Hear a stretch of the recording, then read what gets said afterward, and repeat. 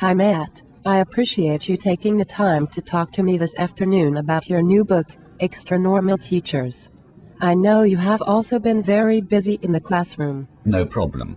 It's been a very successful semester so far. My students have been great. Wonderful, so let's get started.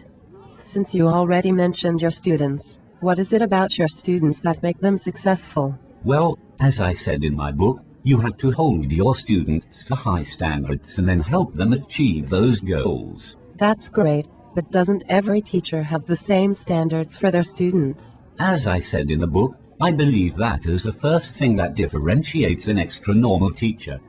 10 years ago I would have considered myself an extra-normal teacher. I was qualified, competent and educated. However, my only motivation for going to school was to get the paycheck at the end of the month. I finally realized that wasn't good enough. My students deserve more from me as a person and an educator. So how did you come to that realization? Good question. Over the years I found that my students were simply not engaged in the lessons I was teaching. At first, I blamed them, their families and the system. But I finally realized that I was simply making excuses for my lack of ability to reach them. So, I began thinking about ways that I could get them more involved and excited about their own education.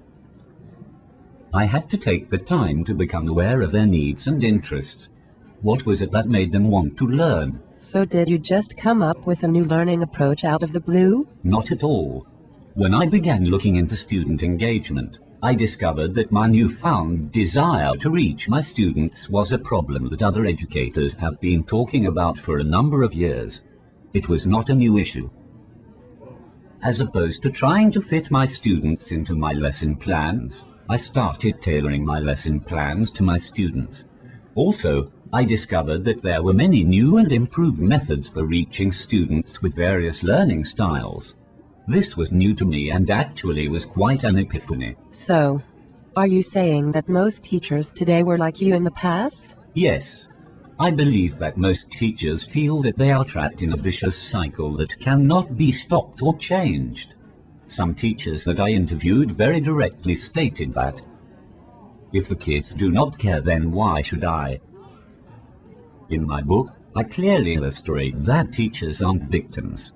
We need to get past our fixed mindset and transition to a more growth mindset that looks at these issues as opportunities and not just dead-end streets. So how do we get more teachers to reach the same conclusions that you have reached? Good question, Miss Moneypenny. All teachers, at some point, must ask themselves why they started teaching in the first place. I don't think the district job description or a specific course they've taught the last 10 years defines their motivation for teaching. As educators, we must be a role model for our students and care about them enough to make sure they reach their full potential. Well, Matt, your students must really love you when they realize how much you care. Well, actually, that was an unforeseen result of the changes that I made. As a Christian, I am called to love others and care for their needs. Even though I thought I was doing that as an educator, I realized years ago that my actions were not lining up with my own beliefs. An extra-normal teacher cannot have that type of hypocrisy between their personal convictions and their classroom actions. We must be a role model for character and integrity in word and action. We also need to be selfless and believe in the potential of others. In my book, I mentioned that an extra-normal teacher must have a high degree of emotional intelligence. Unlike IQ, emotional intelligence can be learned.